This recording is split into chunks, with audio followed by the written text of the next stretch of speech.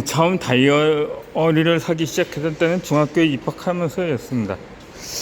그때는 인어공주를 위하여라든가 또 빅토리 비키, 세일러문 등의 만화에 푹 빠져 있었기 때문에 용돈을 모아 캐릭터가 그려진 물품을 하나씩 사들였는데 그 중에 다이어리가 있었습니다. 그냥 다이어리만 사는 게 아니라 다이어리를 꾸미겠다고 속지 만들어 갈아 끼우거나 했는데, 이는 당시 하드보드지로 풀통을 만들어 연예인 사진 붙이는 유행과 함께 시간 낭비의 양대 상병이었습니다. 물론 나는 두 가지를 다 했습니다. 이 덕후는 한 가지만 하는 법이 없습니다.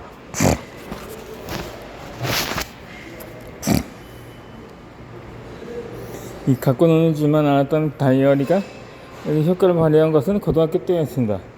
중학생 때 사놓은 다이어리가 있으니 일단 뭐라도 써보자 싶어서 계획을 적어보는 습관이 생겼던 것입니다. 당시 우리 집은 공부하기에 썩 좋은 환경은 아니었습니다. IF 사태로 아버지의 사업이 몇 차례 부자가 나면서 가세가 기울어 있었습니다. 이주가 돌아지는 반지의 월급 수방에서 나는 가끔 굶고 자주 서러웠습니다.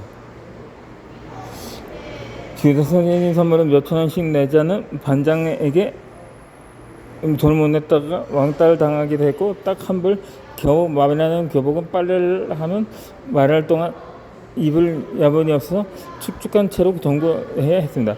빗장이를 피해서 옥상에 숨어 있다가 집에 들어가기도 했고, 전기가 끊겨 촛불 켜고 지내던 날도 있었습니다.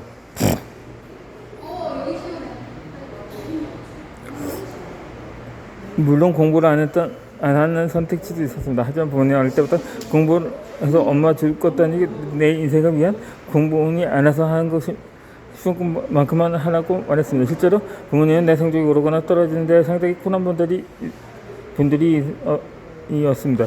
그러다 보니 나중에 날 책임질 사람은 나밖에 없으니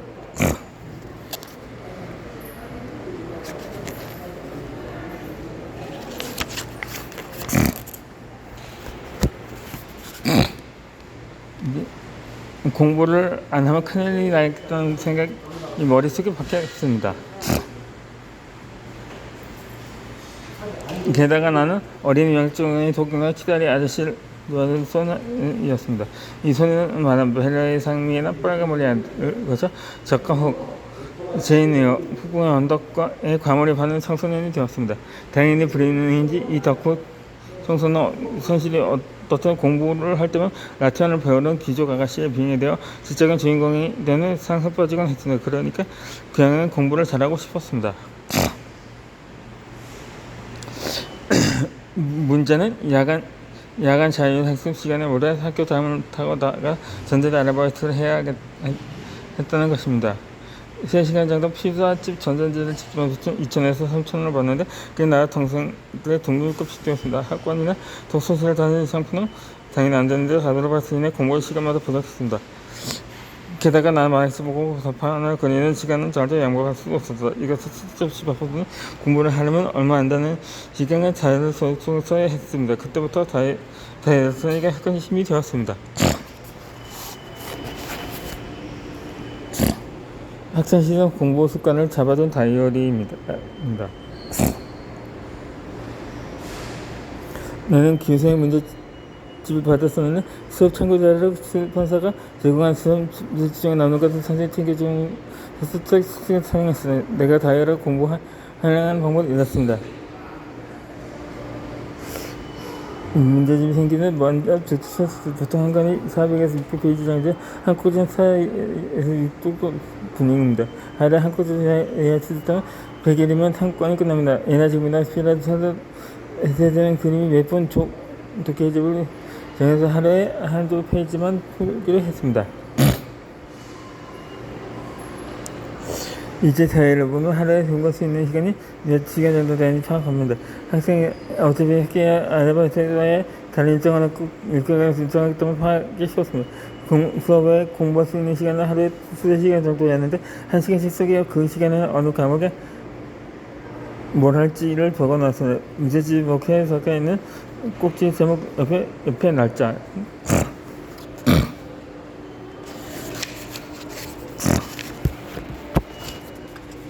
일단 적어놓고 반대로 다이어리에 해당 날짜에 그 국제 제목을 적어 놓습니다.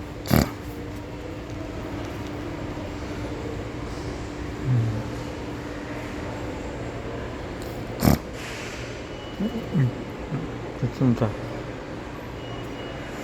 이자간 자연 이자간 자연학습은 공부 시간에 50분 쉬는 시간 10분으로 구성되어 있었습니다. 나는 보통 4시 푸는데 30분 정도 걸렸는데 남은 20분 동안 다른 공부를 하기보다는 여유있게 50분 모두 한 과목을 해야 했습니다. 그 세 가지 과목을 10분이니까 끝나면 2푸는 시간을 말을 그랬습니다. 그 시간에 대한 완전히 머릿속에 집어넣고 틀렸거나 전략하는 방역관을 먼저 받고 나중에 걸리는 문제로 위주로 문제를 잘 봅니다. 그러면 속도가 더 빨랐습니다. 한개 시간이 끝나면 다이어리 밝은 듯 깜깜 끝났으면 편의에 이 순간 조금이 뻑뻑하다는 느낌이 큰 것을 한 달에서 100일 단.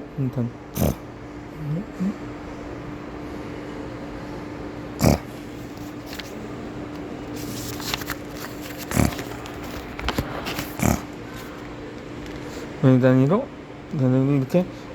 이렇게 되다 보면 전화로 신경 쓸 것이 없이 다이어리 분석 시간대로 생활을 하면 되었습니다. 이렇게 꾸준히 시장을 잡고는 나중에 장작전했으니까 상고 상위 신문을 하느라 내가 전국교에서 중학교 홍보로 나가는 무리에서 활동하기도 했어요. 이장을 갖춘 사이에 세 가지 장점이 있다는 것을 깨달았습니다. 나 자신에 대한 믿음이 생깁니다.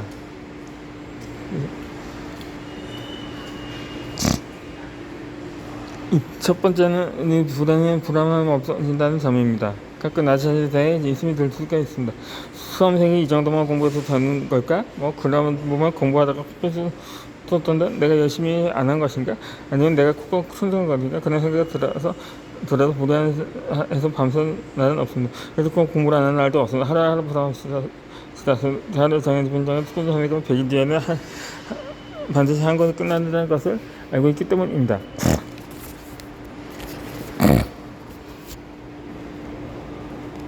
둘째, 나 자신에 대해 잘 알게 된다는 점입니다. 중학생 때는 다이어리 계획서까지 못 되었고 그냥 하루 일상 쭉 정리하고 구석에서 적다 보니 내 책을 이것저것 보긴 하지만 공부하다 보면 지적이 없는 스타일이라니까 이것을 깨달았습니다. 다이어리 책에서 끊고 나를 간장에서 전통을 깼고 등지끼리 공부하기 시작했다. 참고서 빠르니까 내가 내란 과목을 하나 보고 무슨 것이 그걸 알지 않았으면 안 되겠다. 언젠가 책상에 앉아서 노력했는데 왜 손에 안 닿나 고민 안 했을까요? 세 번째는 일상이 주도적으로 바뀐다는 점입니다. 수업만 들어서는 혼자서 그렇게 됩니다. 일단은 보면 소강이라도 혼자 기초부터 보는 게 훨씬 도움이 됐습니다. 그렇게 가고 하는 그런 분들 책과마다 내일 공부하는 인생이라는 자극이 생겼습니다. 성적은 그렇게 행동과 나는 경험하기도 하니 뭔가 잘 안 팔려도 다른 사람을 탓하지 않게 되었습니다.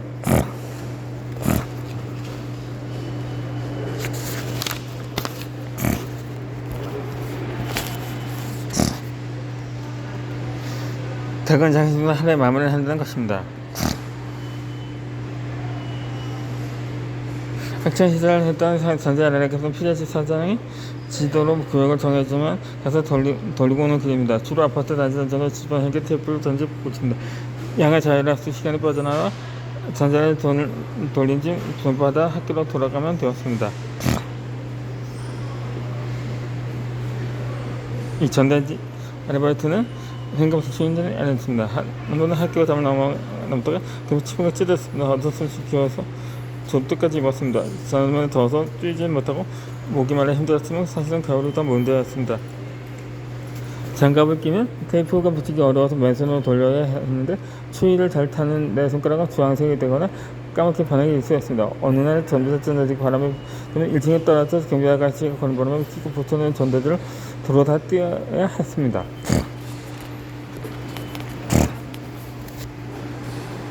그날도 경비 아가씨 눈을 피해서 동네에서 제일 좋은 아파트에 들어가 전자 아르바이트 하고 있었습니다. 저녁 시간이라 전자를 붙이는 현관문 틈으로 맞추는 냄새가 새어나왔습니다.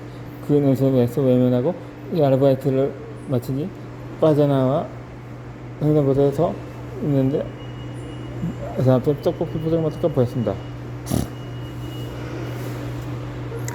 떡볶이 한 입에 어묵 국물에 좀 음정 녹으면 소원이 없겠다. 하지만 저걸 사 먹으면 오늘 고생해서 본 돈이 한순간에 사라진다. 어떻게지?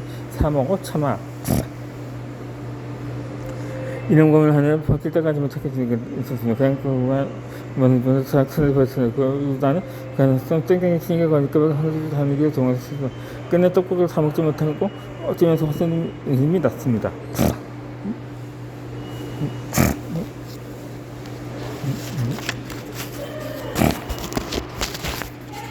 이런 순간에 손에 손이 되겠지라고 생각해서 너무 시간도 그지만 잊혀지지 않습니다.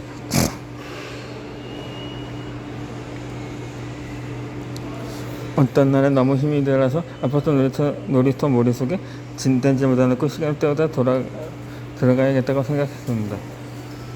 그런데 막상 갈 데가 없었습니다. 결국 잠깐 집에 들어간다 예상치 못한 시간에 집에 온 것을 이제야 하는 어머에게 자초지 것을 전할 수밖에 없었습니다. 어머니는 크게 화를 딸 다시 쫓아냈습니다. 그렇게 거짓말은 남의 돈 받는 거 아니라면 말입니다.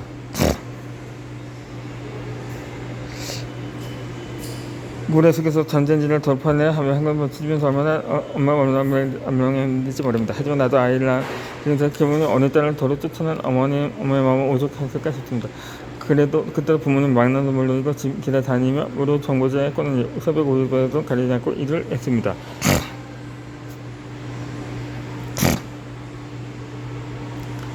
어려운 상황은 고등학교 졸업할 때까지 되었습니다. 수능 보는데 직관자 3년의 시간은 원서비가 없어 아무 대학도 지원을 못하고 있었습니다. 어느 날 담임 선생님이 교무실로 불러 반에서 5동 안에 든 애들 중에 원서 안 넣고 있는 애는 나밖에 없다고 말씀하셨습니다. 그러면서 홍보의 원서 하나가 무료로 들어왔으니 가져가서 물어보러 했어요. 그날 지적했던 곳에 바로 측정시켜서 무사히 입학했었어. 오랫동안 선생님 말을 초점까지 믿었는데 지금 생각해보면 그게 정말 무료 원서였을까 싶습니다.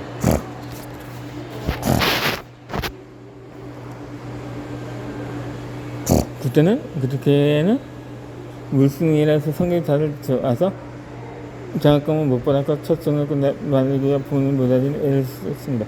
장학자는 편해지면 수직이 않는 아르바이트가 없었습니다. 어쨌든 불가능할 줄 알았던 대학적으로 성공하고 취직하고 결혼의 엄마가 되고 이렇게 살아가고 있습니다.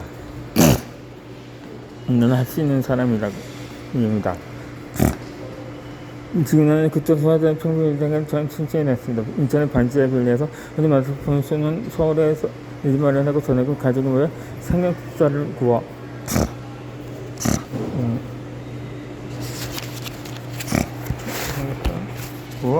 먹고 최근서도 받은 인쇄로 분야마다 뮤직뱅크를 보러 다니고 있습니다.